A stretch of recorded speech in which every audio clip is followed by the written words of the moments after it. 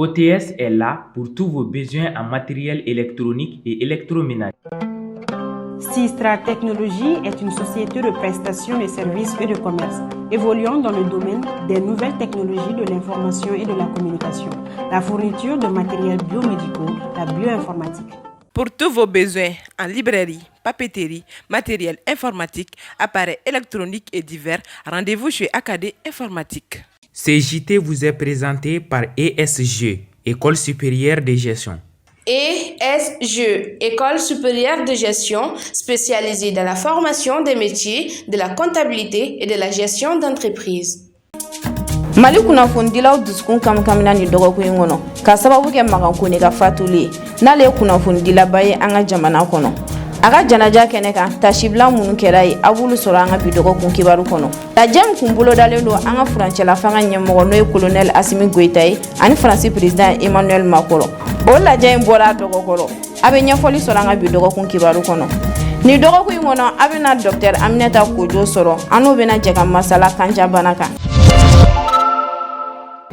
An balima Actuel Media jabarani filɛbagaw bisimila ka dɔgɔkun kibaru kɛnɛ kan i n'a fɔ an kun y'a fɔ aw ye bakurubaw la cogo min na nin kɛra jigilatigɛ koba ye Mali kunnafonidilaw ma tɛnɛndon décembre kalo tile 13 san 2021 Mali kunnafonidilaw ka soba min bɛ n'o ye Maison de la Presse ye o ɲɛmakɔrɔ Magankone ale fatura a ka janajaw kɛra o dugusajɛ Kalabankura a yɛrɛ ka so o kɛnɛ kan maaba caman kun bɛ yen nɔ mun ye tasibilaka ye Kasim Jabate ale kun bɛ Actuel Media tɔgɔ la.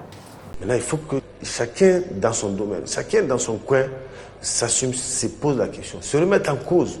par rapport à ce qui nous arrive aujourd'hui. An balima kunnafonidila Magankone n'ale kɛra Mali kunnafonidilaw ka ɲɛmaa ye kunnafonidiso min bɛ wele ko Nouvelle Libération n'o ɲɛmaa kun don Radio Rempart n'o tigi kun don ale ye diɲɛ to k'a bɛn tɛnɛndon ma décembre kalo tile 13 san 2021 a ka janajaw kɛra a yɛrɛ fɛ Kalabankura k'a bɛn tarata don décembre kalo tile 14 san 2021 an ka jamana marabolo ɲɛmaa ɲɛnɛ n'o ye Dr Choguel Kokala Mayiga ye ni don in kɛra don kunnamaba ye ani don gɛlɛmaba ye Mali kunnafonidilaw bolo maaw bɔra fan bɛɛ fɛ ni don in ka se ka taa mankan bilasira a dayɔrɔ laban na ka taa maga balimaw na fo ka na bila baarakɛɲɔgɔn na bɛɛ y'a yira k'a fɔ ko Magan kun ye maa sɛbɛ ye.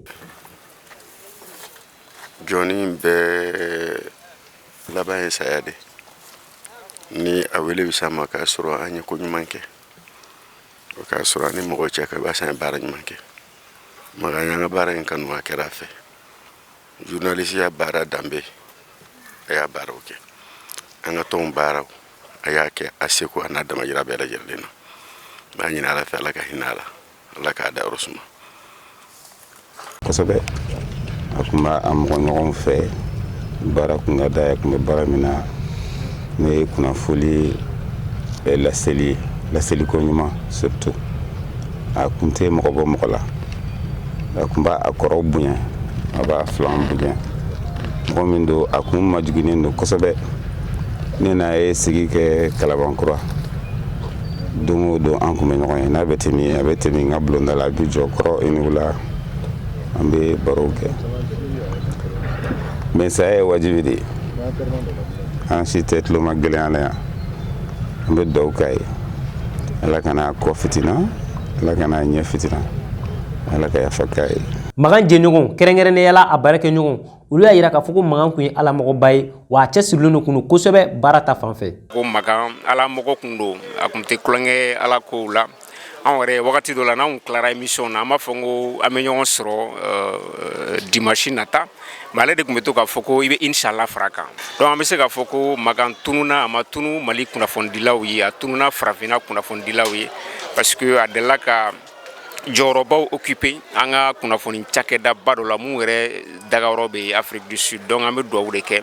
Ala ka hinɛ a la Ala ka yen fisaya maniya. An bɔra ka kumakan ɲuman ni seera ɲuman min bɛ Magan kan ni kɔnɔna na o b'a yira k'a fɔ ko Magan kun tɛ maaden ye wa maa sɛbɛ kun don. Magan ka saya gɛlɛyala Maliden bɛɛ bolo an bɛ se k'a fɔ ko nin ye Mali kunnafonidila cɛba dɔn talen y'i da Magan balimaw a teriw a jɛɲɔgɔnw a n'a baarakɛɲɔgɔnw olu bɛɛ farala ɲɔgɔn kan nin don in na ka taa Magan bilasira a dayɔrɔ laban na Kalabankura kaburu don na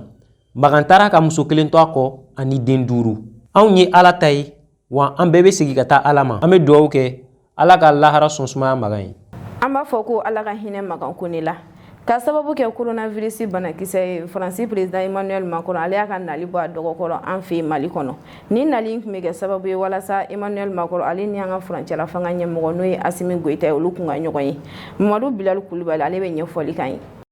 a kun carila fan bɛɛ k'a fɔ ko Emmanuel Macron n'ale Faransi jamanakuntigi ye k'ale bɛna na Bamako yan nɔ ka tila ka taa Gawo min sen fɛ a n'an ka jamanakuntigiw bɛ ɲɔgɔn ye ka kuma fɛn caman kan o lajɛ in kun kan ka kɛ sini dɛnɛ nka a bɔra dɔgɔkɔrɔ k'a sababu kɛ coronavirus ye Faransi jamanakuntigi fɛ lajɛ in kun bɛna boli fɛnba fila de kan min fɔlɔ ye transition bandow bɛ kɛ don jumɛn ye ani Wagner min nali bɛ ka kofɔ n'a sɔrɔ o ye tiɲɛ ye lajɛ in kun ka gɛlɛya ka kɛ sabu ka d'a ka fan fila kun bɛnnen tɛ ko la fɔlɔ Faransɛw kun bɛ fɛ farafinna jamanakuntigi fila wɛrɛ ka na olu nɔfɛ wa lajɛ in ka kɛ pankuru jigi kɛnɛ kan a kana kɛ kuluba wa kɔfɛ fɛnɛ u ni kunnafonidilaw ka ɲɔgɔn ye ka kuma k'a kan olu kuma bɛn an ka jamanakuntigiw ma minnu na u kun bɛ kuma na halisa Emmanuel Macron ka nali ma bɔ bilen sabu ka d'a kan a kun kan ka taa Gawo fɛnɛ ka taa ka golomasiri tabagaw lajɛ yen nɔ minnu fɛ a n'u kun bɛ Noël kɛ ɲɔgɔn fɛ Décembre kalo tile 12 CEDEAO jamana ɲɛmɔgɔw y'u ka laseba kɛ olu y'a yira k'a fɔ u tɛ b'u ka fɔlen kan n'o de ye k'a fɔ ko Mali furancɛla fanga ɲɛmɔgɔw k'u jija ka kalafili labɛn waati kofɔlen kɔnɔ o waleya in ye ŋunuŋunukan caman bɔ Asetu Funɛ Samake ale y'a ka kuma bara yala an ka jɛ an ka sɔrɔlenw lajɛ Sigi kun kɛlen ka jaabi min kɔnɔ CEDEAO mɔgɔw yɔrɔ Mali furancɛ fanga ɲɛmɔgɔ ni a politiki jɛkuluw fɛ o laseliw kɛra kari tɛmɛlen décembre kalo tile 12 yɛlɛmama do kow la ko olu hakilinata ye furancɛ fanga kana tɛmɛ kalo 18 kan o laseli ye kɛrɛfɛ kuma caman lawuli En tout cas accueilli très péniblement les conclusions ni kun tɛ ko ɲuman ye Mali ma a bɛ n'a fɔ ɲaganti dɔ minnu bɛnna o wagati an ye min fɔ o de ye k'a fɔ ko camancɛ fanga ɲɛmɔgɔw kun bɛ se ka fɛɛrɛ sigi sen kan walasa ka ɲaganti ninnu bali n'o dɔ ye k'a fɔ kalafili bɛna kɛ don minnu na k'o yira bɛɛ la proposant un chronogramme des élections. La CEDEAO, contrairement à ce qui était attendu, CEDEAO ye min fɔ maa caman kun sigilen tɛ n'o ye sabu a kun bɛ maa dɔw kɔnɔ k'u bɛna ɲaganti bɛn a kan walasa ka gɛlɛya caman nati nka a ma k'o cogo ye immédiate par rapport justement à des sanctions économiques et d'autres sanctions. mɔgɔ dɔw ka fɔ la CEDEAO a hakili to malidenw ka haminanko dɔw la Contrairement à ses avis, a su faire la part des u y'a faamuya sisan k'a fɔ ko malidenw kɛlen n'u ka camancɛ fanga jukɔrɔma don don u bɛ fɛɛrɛ bɛɛ sigi sen kan wa u t'a kɛ teliya la Ils ne veulent pas aller dans la précipitation. wa dɔw ka laseli y'a yira k'a fɔ ko CEDEAO b'a jɔ fɛ k'a fɔ k'an ka taa kala février kalo tile 27 a ka ɲi parce que an bɛ tɔn min na an bɛɛ jɛma tɔn de don donc ni donna tɔn na bɛɛ tɔn sera bato ne kɔni bolo CEDEAO qui existe mais c'est plutôt nous les CEDEAO nɔ tɛ anw de ye layidu dɔw ta n'i bi fara ɲɔgɔn ka jɛkulu la n'i ye layidu mun ta i kan ka bɔ a sira ma d'honorer nos engagements. mɔgɔ dɔ hakilinata ye ko ka dɔ fara ni furancɛ faga in jɛnya kan sabula ko lakana ma sabati Mali la hali n'a kɛra san kelen ni tilan u ka fara transition kan pour stabiliser le pays an ka taa élection na ni pays stabilisera dɔɔni o bɛ ɲɛ parce que maintenant n'i ye la situation sécuritaire c'est pas seulement au nord dans 2 ou 3 ans on revient à la case départ. Segou Ɲamɛ Bacili n'ale cadre d'échange des partis politiques pour une transition réussie maa dɔ ye ale ka laseliw b'a yira k'a fɔ ko olu hakilinata ye furancɛ faga in kana tɛmɛ kalo 18 kan. Et ces assises là qui n'ont rien à voir avec anw bolo faraɲɔgɔnkan min bi senna sisan n'o ye assise nationale ye o kun tɛ sabu ka d'a kan ani charti tɛ taa fankelen fɛ a kɔnɔna ko o de ye k'a fɔ ko ka transition kuntala jɛnya ne bolo an mago t'o la sisan malidenw mago bɛ min na o de ye dunga fa ani lakana ye lakodɔnniya k'a fɔ CEDEAO jɛkulu ɲɛmaaw kɛlen don ka wagati min di Mali furancɛ fanga ɲɛmɔgɔw ma o bɛ se janvier kalo tile fɔlɔ san 2022 n'o tɛ u bɛ ɲangini bere sigi Mali jamanadenw kun n'o o dɔ bɛ se fo nafoloko bunankun yɔrɔ la. Meningite n'o ye kanjabana ye ale bɛ sɔrɔ fiɲɛ de fɛ wa bana in bɛ kɔlɔlɔ caman de lase adamaden ma. Aminata Igre Kulibali ale wulila ka se docteur Aminata Kuje ma ale bɛ ɲɛfɔli kan ye nin bana in kan. Donc an bɛ kanjabana wele an ka kan na i n'a fɔ meningite donc o ye bana ye ni pour que jama ka faamu an b'a fɔ ni se kɛra kunkolo ka dɛmɛma minɛnw ma ni olu ye meninges ye parce que n'i ye kunkolo lajɛ ni kolo bɔra yen nɔ birifini dɔw dalen don olu ye birifini ba 3 ye olu bɛ yen nɔ pour que ka kunkolo protéger ni choc dɔw kɛra fɛn kana na tɛ ka taa kunkolo kɔnɔna sɔrɔ donc ni banakisɛw taara se o minɛn nu 3 ninnu ma an b'a fɔ olu de ma ko méningite donc an bɛ se ka min fɔ c'est que bana in na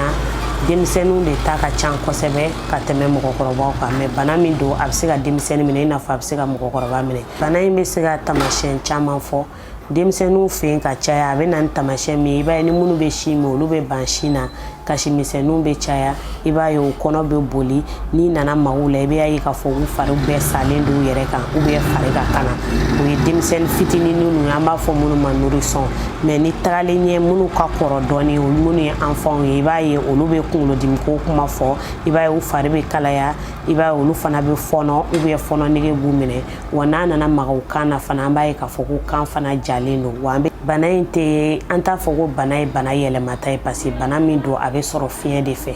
donc k'a fɔ ko choc dɔ y'i sɔrɔ kunkolo la ou bien fura dɔ kɛli sen y'a bilila olu bɛ se ka kɛ mais olu ka suma a bɛ sɔrɔ fiɲɛ de fɛ kosɛbɛ donc n'a sɔrɔ ni mɔgɔ bɛ kuma la n'o y'a sɔrɔ ni bana in bɛ yen nɔ ni kuma fɛn tɔ fɛ n'o bilala ka na fiɲɛ fɛ an bɛ se k'o fɔ sinon ni an ko k'an b'a jate bana yɛrɛ min fɛ minnu bɛ sɔrɔ fiɲɛ fɛ an t'a fɔ ko yɛlɛma bana don mais bana min y'a fɔ cogo min na fiɲɛna bana de don donc fiɲɛ na banakisɛ caman bɛ sɔrɔ olu fɛ donc o banakisɛ minnu fana b'olu fiɲɛ na a barika Ala ye an ka boloci minnu bɛ kɛ an ka sigida dɔgɔtɔrɔso ninnu na depuis denmisɛnnin fitinin donc olu boloci ninnu caman kɔnɔna na bana ninnu kɛlɛnnaw b'a la donc an b'a fɔ baw ye k'u k'u jija u ka o boloci ninnu matarafa an yɛrɛ b'a mɛn fana tuguni an ka depuis an bɛ dɔgɔ u b'a fɔ ko fiɲɛna bana donc kanjan bana fiɲɛna bana donc o bana i b'a ye a bɛ sɔrɔ wagati de la wagati min na fiɲɛ kolon bɛ ci funteni bɛ yɔrɔ ka kalan donc o wagati min na an b'a fɔ somɔgɔw ye u k'u janto denmisɛnninw na n'u bɔra ekɔli la n'o y'a sɔrɔ ci wɛrɛ foyi tɛ u k'u to so kɔnɔ ani n'u bɛ finiw don u la fana u k'u labɛn pour que o bana ninnu u kana se ka banakisɛ ninnu sɔrɔ o kɔfɛ bana dɔw fana bɛ yen nɔ olu bɛ se ka n'olu b'i la olu fana bɛ se k'a lateliya min ye kulodimi ninnu ou bien mura banbali ninnu donc n'olu bana b'i la wagati min na i ka kɔn ka taa dɔgɔtɔrɔso la pour que a ka furakɛ joona walasa a kana na kɛ sababu ye ka olu bila i la min ka di anw ye dɔgɔtɔrɔya la kuma o kuma an b'a fɔ ka furakɛli kɛ joona parce que ni mɛnna ni den ye so ni taamasiyɛn dɔw ye dɔrɔn i b'a sɔrɔ dɔ bɛ taa fara kɔlɔlɔw kan donc o kɔlɔlɔ ninnu a bɛ se ka kɛ sababu ye ka nɛn jigin kunkolo kɔnɔna na a bɛ se ka kɛ sababu ye ka fari fan dɔ sa i b'a ye tagalen ɲɛ yɛrɛ a bɛ se ka den dɔw kulo geren a bɛ den dɔw kɛ bobo ye a bɛ fiɲɛ lase dɔw ma a bɛ kirikirimasiyɛn yɛrɛ fana lase den dɔw ma donc o sababu kama i b'a ye den dɔw fana bɛ yen u tun bɛ kalan kɛ kilasi kɔnɔ mais n'u ye méningite sɔrɔ dɔw fana bɛ tila ka b'u ka hakili ja la donc o de y'a to an b'a fɔ somɔgɔw ye u mana na taamasiyɛnw ye dɔrɔn u kana mɛn so u ka na n'u ye joona pour que an ka se ka kɔlɔlɔ ninnu kunbɛn. Ni de b'an sɛnsɛn ka se Mali kunnafoni ani diɲɛ fan wɛrɛ kunnafoni ma minnu bɛ las'an ma teliya la Mamadu Bilali Kulubali fɛ. Cari jamana y'a yira k'a fɔ k'u bɛn'u ka golomasiri tabaga 1000 bila ka na Mali la walasa ka na MINUSMA dɛmɛ. U y'o laɲini min kɛ Mali jamanakuntigiw fɛ olu y'o jaabi tile filanin na. Nin bɛna kɛ sababu ye ka MINUSMA golomasiri tabagaw caya an ka jamana kɔnɔ ka Cadi golomasiri tabagaw fɛnɛ caya sabu ka d'a ka Faransi golomasiri tabagaw bɛ ka u sigiyɔrɔ dɔw bila. Mali premier ministre kɔrɔ n'o ye Sumɛli Bube Mayiga ye n'ale bɛ kaso la ka bɔ uti kalo tɛmɛnen ale labilala ka taa dɔgɔtɔrɔso la décembre kalo tile 15 san 2021 tɛmɛnen a kɛrɛfɛmɔgɔw y'a yira k'a fɔ k'a man kɛnɛ ko nka bana jugumanba tɛ hakilina jigila sigana min bennen don a kan o de ye k'a nɔ bɛ yuruguyurugu wale dɔw la minnu senfɛ jamana ɲɛmɔgɔ ka pankuru sanna san 2014 tɛmɛnen n'o y'a sɔrɔ ale tun ye golomasiri tabagaw ka minisiri ɲɛmɔgɔ ye.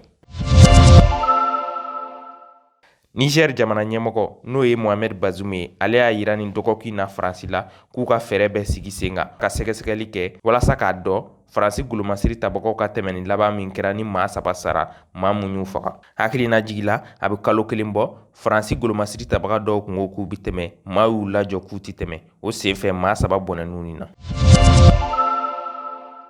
Alisa Ukraine ni Russie bi ɲɔgɔn na Russie y'a yira k'a fɔ ko wale dɔw bɛ n'olu ma sigi sen kan k'olu bɛ sɔn ka bin u kan o wale minnu fɔra Ameriki jamana y'a yira k'a fɔ k'olu tɛ se ka sigi sen kan min dɔ ye k'a fɔ ko OTAN ka golomasiri tabagaw an'u ka maramafɛn minnu bɛ ale kɛrɛfɛ jamanaw na k'olu bɛɛ ka bɔ yen nga Ameriki jamana ɲɛmɔgɔ n'o ye Joe Biden ye a y'a yira k'ale bɛ fɛ sigi ka fɔ de ka sigi sen kan walasa ka kɛlɛ in ban. Fɛn min ye Union Européenne ye ale y'a yira k'a fɔ k'u bɛ se ka ɲagantu ta Rusi jamana juguya la.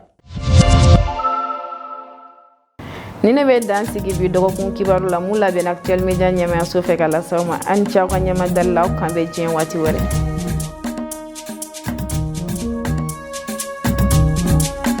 CJT vous a été présenté par ESG, École supérieure de gestion. ESG, École supérieure de gestion, spécialisée dans la formation des métiers de la comptabilité et de la gestion d'entreprise.